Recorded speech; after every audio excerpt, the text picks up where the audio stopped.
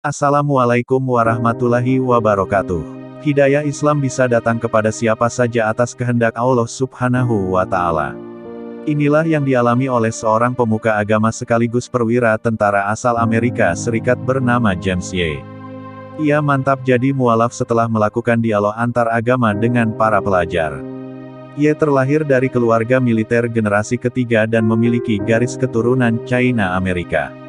Dia dibesarkan di keluarga yang taat dengan agamanya kala itu. Ia lulus dari Akademi Militer Amerika Serikat yang bergengsi yakni West Point.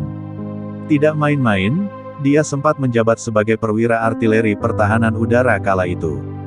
Ia menjadi mualaf pada 1991, tepatnya setelah melakukan dialog antar agama dengan para siswa yang sedang belajar agama Islam. Pasalnya, dia menemukan beberapa ajaran dalam Islam yang juga diajarkan dalam agama sebelumnya. Mulanya ia ditanya soal konsep mempercayai satu Tuhan. Sebagai orang yang percaya dengan konsep Trinitas, dia lantas mengatakan jika hal itu sangat sesat.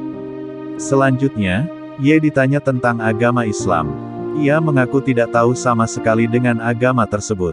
Kemudian komentar dibuat, bagaimana saya bisa menilai sesuatu sebagai kesesatan jika saya tidak tahu apa-apa tentang itu. Itu masuk akal bagi saya, kata Y.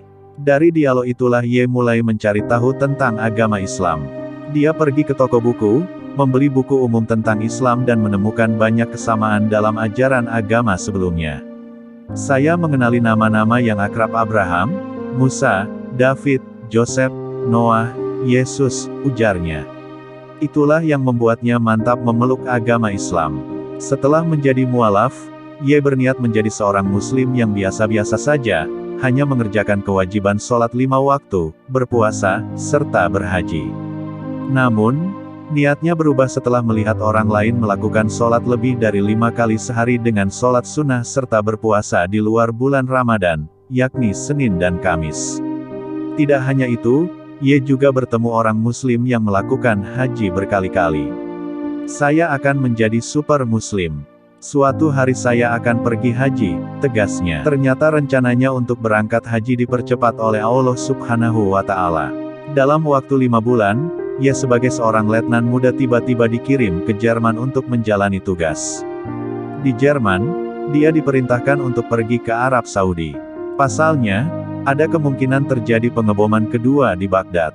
Beruntungnya, hal itu tidak terjadi. Meski demikian, pasukannya sudah telanjur dikirim ke Arab Saudi.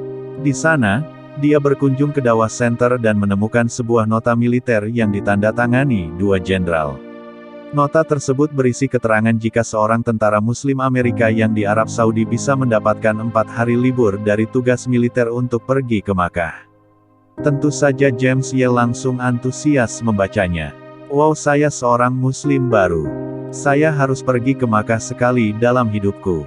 Saya akan mengambil kesempatan ini, katanya. Awalnya dia tidak mendapat izin dari sang pemimpin. Namun setelah memperlihatkan bukti berupa nota yang ditandatangani jenderal itu, ia serta 3 tentara mualaf lainnya pun diizinkan untuk berhaji ke Makkah. Sesampainya di Makkah, dia bertemu banyak orang muslim dari berbagai negara, mulai Indonesia, Malaysia, hingga negara asalnya sendiri Amerika Serikat. Pengalaman melihat keragaman muslim itu benar-benar membuka mata batin James Y terhadap Islam. Itu adalah pengalaman yang indah dan ya, kalian semua harus pergi ke Makkah dan melihat Ka'bah, mengalami apa yang saudara kita bicarakan. Itu menakjubkan, sangat menyentuh. Anda tidak bisa menjelaskan dengan kata-kata ketika pertama kali melihat Ka'bah, katanya. Sepulangnya dari Makkah, dia bertekad untuk menjadi ustadz militer. Impiannya itu terwujud pada 2001. Meski bukan menjadi ustadz pertama, ia menjadi ustadz terbaru kala itu.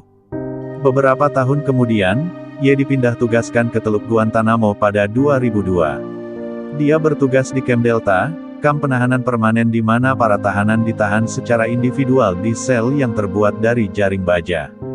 Banyak tahanan muslim yang disiksa di sana. Merasa ada yang janggal, ia pun mulai mengirim laporan resmi tentang kondisi para tahanan yang dianiaya itu kepada pemerintah Amerika Serikat. Namun, dia justru dituduh berpihak pada teroris. Alhasil, ia pun dijebloskan ke penjara. Ye baru dibebaskan usai 76 hari dibelenggu dan disiksa seperti tahanan lainnya.